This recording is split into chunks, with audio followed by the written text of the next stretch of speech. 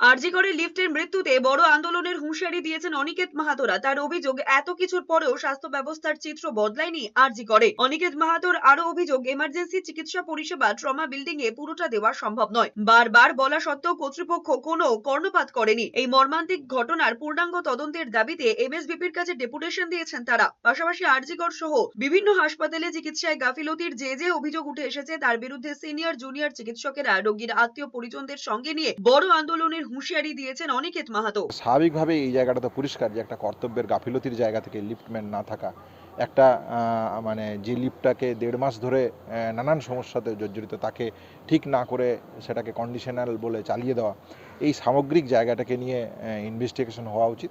এই ইনভেস্টিগেশনের জায়গা থেকে যা রিপোর্ট উঠে আসবে সেই রিপোর্টের অনুযায়ী আমরা চাই যে সামগ্রিকভাবে তাদের শাস্তির চূড়ান্ত শাস্তির নিদর্শন দেখা হোক।